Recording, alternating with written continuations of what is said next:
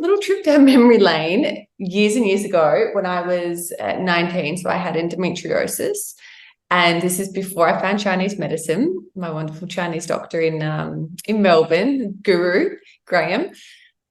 So before I found him, I'd had painful periods since I was about 15, but really significant, lots of clotting, like incredible pain where I would live on painkillers, 4, 5, 6 per day for 4 days, like really significant.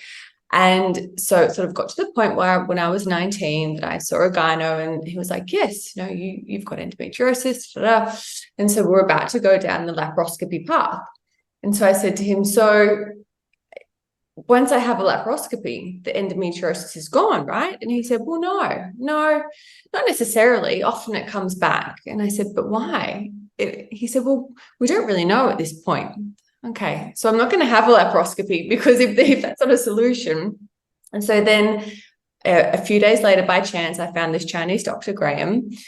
And of course, at this point, I had a lot of food intolerances, every food intolerance under the sun. And I'd seen a nutritionist for the food intolerances, and she'd said, lots of salads, lots of raw food, lots of smoothies. They're fantastic. They're fantastic for your body. So I was munching these salads and I was drinking these smoothies, and lo and behold, my body was becoming worse and worse. My pain was becoming worse and worse. My stomach was worse and worse. And so when I saw my Chinese doctor, he said, so let me guess, you've got IBS as well? And they've said you've got endometriosis. And I said, well, yeah.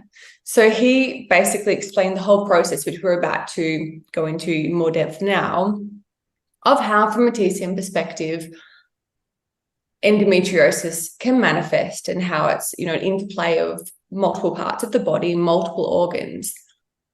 So to the point now that I'm in control of my own body. So if I eat poorly, if I don't do the right things by my body, inherently my body brings back these really painful periods. Obviously, I never treat my body badly to the point that endo comes back. But if I have sugar, this is for my body specifically. If I have sugar, if I have a lot of foods like alcohol, foods that are quite damp for my body, I'll have a painful period. If I don't, I will not have 1 ounce of period pain. So, there's a lot to be said about understanding the body. And this is what, again, makes me really upset for women, is that there's not a lot of information, I guess, in a generic sense, that sort of marries together TCM and Western medicine, because there are solutions for endometriosis. There really are. Thank you for sharing that, because it's such a classic example of the improvements that you can see with those simple tweaks. Like, you did a lot of different things to help to support your endometriosis, but I mean, as far as I know, none of them were, as intense as surgery. It's simple daily tweaks that can really help to shift the dial, and just help to get that inflammatory response down, help to get that pain down. And that's in the reproductive system and in the digestive system, because as you were talking about with the gut health side of things and the IBS diagnosis, it's so common for women with endo to also have gut issues. And so, but by doing these little tweaks and these changes, you can improve both of those like sets of body systems.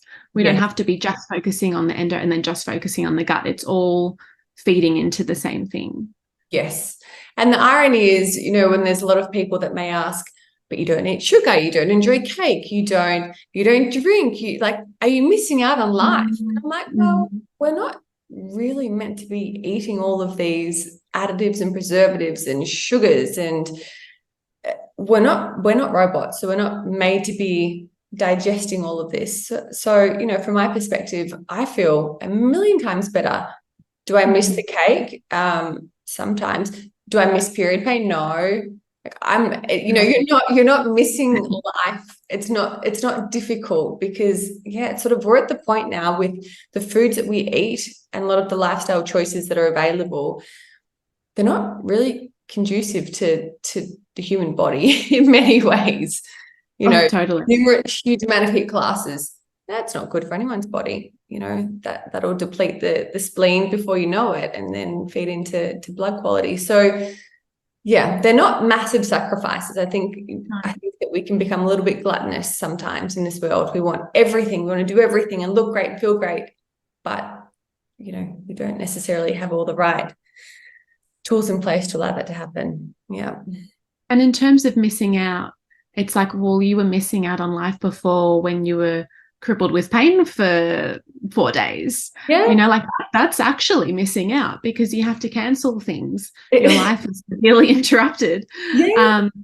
And that's the case for so many women where it's like, you know, these days of their menstrual cycle when they have their period, they know that they're in bed or on the toilet and, you know, having to take pain relief.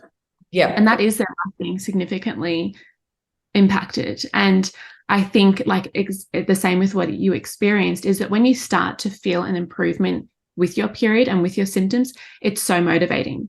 Yes. And it's like, I'm good to kind of, you know, my alcohol intake needs to change.